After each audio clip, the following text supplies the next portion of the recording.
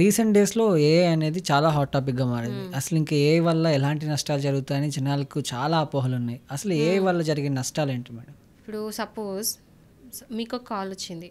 మీ కాల్‌లో ఏంటంటే మీ ఫ్రెండే కాల్ చేస్తున్నాడు. సేమ్ ఇంకా వాయిస్ ఎట్లుంటదంటే మీ ఫ్రెండ్‌దే కాల్ చేసి నాకింత డబ్బులియ్యి అని అడుగుతారు. ఓకే. మీ ఫ్రెండ్ వాయిసే కదా అని వేరే నెంబర్ నుంచి వచ్చినవాడు స్టిల్ ఫ్రెండ్ వాయిస్ అని అనుకుంటాం. ఇక్కడ ఏంటంటే వాయిస్ క్లోనింగ్. అది కాకుండా మీ ఫేస్‌ని వేరెక్కడో మాఫ్ చేసి మీ ఫేస్‌ని వేరే వీడియోలనో, ఫోటోలనో లేకపోతే ఎక్స్‌ప్లిసిట్ వీడియోస్‌లో పెట్టడం. మీ ఫోటో తీసుకొని వెళ్ళి వేరే బాడీకి అతికిచ్చి మార్ఫింగ్ చేసి పెట్టడం అదొకటి. ఓకే. సో ఇలాంటివన్నీ కూడా ఏఐ టెక్నాలజీ చేస్తుంది. ముందు ముందు పోతే ఇంకేమేమి జరుగుతుందో కూడా మనకు తెలియదు. సో ఇట్లాంటి వాయిస్ క్లోనింగ్ కానీ లేకపోతే ఫేస్ క్లోనింగ్ కానీ ఇది కూడా కాకుండా ఇంకోటి ఏంటంటే సేమ్ మీలాగానే అంటే మీ బాడీ లాంగ్వేజ్ మీ లాంగ్వేజ్ యూస్ చేసుకుంటా చాట్ చేయడం చాట్ బాట్ నుండి. అంటే ఎగ్జాక్ట్లీ ఎవరు చూసినా మీరే చేస్తున్నారు అనుకుంటారు. మొత్తం క్లియర్ ఇన్ఫర్మేషన్ మీరు ఇచ్చేది చాట్ బాటే ఇస్తుంటుంది. ఏఐ టెక్నాలజీ అనమాట. ఆర్టిఫిషియల్ ఇంటెలిజెన్స్ యొక్క మహత్యం అనుకోవాలి. ఇలాంటివన్నీ చేస్తూ ఉంటే ఏంటంటే వీటికి ఏంటంటే ఈ ఫేస్ క్లోనింగ్కి, వాయిస్ క్లోనింగ్కి, ఈ చాటింగ్కి, చాట్ బాట్ యూజ్ చేసే ఇవన్నీ కూడా అఫెన్సెస్, క్రిమినల్ అఫెన్సెస్. ఒకవేళ ఇలాంటివి ఏమైనా జరిగితే మాత్రం మీరు లేట్ చేయకుండా ఇమీడియట్గా వెళ్ళి పోలీస్ స్టేషన్లో కంప్లైంట్ పెట్టండి. ఎందుకంటే మీకు మెయిన్ కన్సర్న్ ఏముంటుంది? ఒకవేళ సపోజ్ మీ ఏమైనా ఎక్స్ప్లిసిట్ వీడియోస్ ఎక్కడైనా పెట్టిండ్రు, అప్పుడు మీ మెయిన్ కన్సర్న్ ఏముంటుంది? వెంటనే ఇంటర్నెట్ నుంచి మీ ఫోటో వెళ్ళిపోవడము, ఆ వీడియో నుంచి మీరు వెళ్ళిపోవడం, అది మీ మెయిన్ కన్సర్న్. సో ఇమీడియట్గా వెళ్ళాలి అంటే పోలీస్ స్టేషన్ వెళ్ళి కంప్లైంట్ చేయాలి. అప్పుడు కంప్లైంట్ చేస్తే ఏంటంటే తొందరగా వాళ్ళు యాక్షన్ తీసుకుంటారు. ఏవైతే మీరు ఇస్తారో ఆ పర్టికులర్ డీటెయిల్స్ అన్నీ ఇస్తే అక్కడ నుంచి మీ ఫొటోస్, మీ వీడియోస్ అన్నీ తీసేయడం జరుగుతుంది. ఆర్ మీకు ఏమైనా ఫైనాన్షియల్ ఇదేమంటారు డ్యామేజ్ జరిగింది అంటే మీ త్రూ ద్వారా ఏదో మీ అకౌంట్స్ అంతా ఇది చెప్పిన కదా ఎవరో ఫ్రెండ్ కాల్ చేసి డబ్బులు అడగని పంపించడం లాంటివి జరిగితే కూడా పోలీస్ స్టేషన్లో అనేది కంప్లైంట్ చేసుకోవచ్చు. సో ఇది కాకుండా సెక్షన్ 66D 67 ఇవన్నీ కూడా అంటే ఐటీ యాక్ట్లో ఉన్నాయి. అన్నీ కూడా ఇలాంటి అఫెన్సెస్ కోసం ఉన్నవే.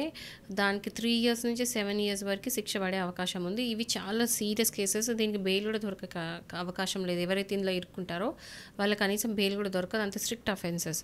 సో మనము రీసెంట్ కూడా వినున్నాం ఒక కేసు రీసెంట్గా ఒక కంట్రీలో అది ఏదైతే రోబోట్ని సైంటిస్ట్ క్రియేట్ చేసిండో ఆ సైంటిస్ట్ మాట కూడా ఆ రోబోట్ వింటలేదు, వింటలేదు.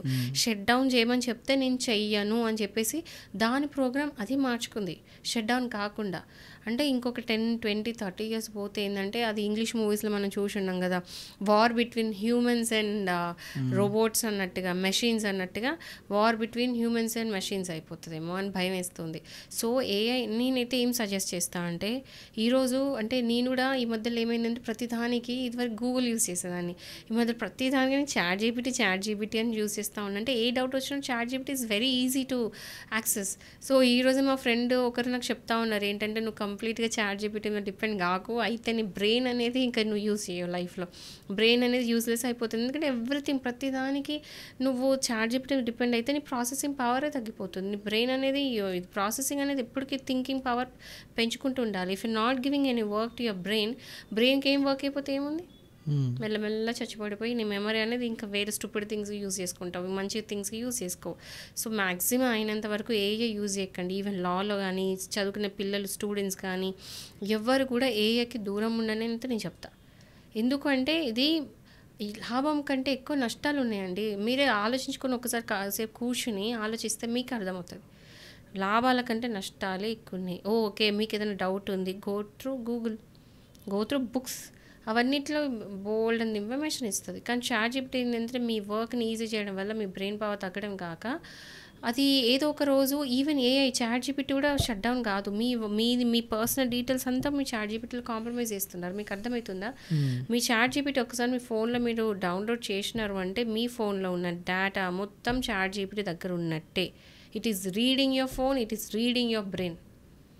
సో అది ఎంత డేంజరస్. సో మీ పర్సనల్ డీటెయిల్స్ అంతా అంటే మీ ఫోన్కి, మీ చేతిలో ఉన్న ఫోన్కి మీరేంటో మొత్తం తెలుసు. మీ మెసేజెస్ తెలుసు, మీ గ్యాలరీ తెలుసు, మీరు చేసే చెడ్డ పనులు తెలుసు, ఎవ్రీథింగ్ తెలుసు. సో మీ పర్సనల్ ఇన్ఫర్మేషన్ అంతా తీసుకెళ్ళి you're keeping it in it hands. So ఇలాంటివి అంతా కూడా డేంజరస్ కాబట్టి జనాలు జాగ్రత్తగా ఉండండి, మ్యాక్సిమం అవాయిడ్ చేయండి. AI is easy tool okay, but use it in a proper way, మంచి వేలో యూజ్ చేసుకోండి. కంప్లీట్ 100% దాని మీద డిపెండ్ కావద్దు. అండ్ ఏదైతే ఉందో మీ ఫోన్లో డౌన్లోడ్ చేసుకున్నప్పుడు కూడా సెట్టింగ్స్లో పోయి కొన్ని మీ పర్సనల్ డేటా లీక్ కాకుండా అలాంటివి పెట్టుకోండి. అండ్ ఫారిన్ కంట్రీస్లో గూగుల్ విత్ ఏ అని ఇప్పుడు కొత్తగా ఒక ఆప్షన్ వచ్చిందంటే ఇంకా మన ఇండియాకి కంపెనీస్ రాలేదు. పోటీ పడుతున్నాయి, నేను యూజ్ చేస్తాను, నేను క్రియేట్ చేస్తాను అన్నట్టుగా. అంటే ఇప్పుడు నేనేం సజెస్ట్ చేస్తాను అంటే చాట్ జీపీటీ మ్యాక్సిమం మీ ల్యాప్టాప్లో పెట్టుకోండి. ఫోన్స్లో కంటే ల్యాప్టాప్లో పెట్టుకుంటే ఏంటంటే ల్యాప్టాప్లో అంతా అకౌంట్ డీటెయిల్స్ అవన్నీ ఉండవు, ఓన్లీ ప్రొఫెషనల్ ఉంటాయి కాబట్టి ఎక్కువ యాక్సెస్ ఉండదు. దానివల్ల కొంచెం నష్టం తక్కువ. But phone has everything. మీరేంటో మీ ఫోన్ అంతే చూపించినట్టే కదా మీరేంటనేది. సో చాలా డేంజర్. ఇంకా నాకు అర్థం కావట్లేదు అంటే ఫ్యూచర్లో ఏం జరుగుతుందో కూడా తెలియదు. ఇంగ్లీష్ మూవీస్ చూసినట్టు అవుతుందో కూడా తెలియదు. చూద్దాం ఏమవుతుంది.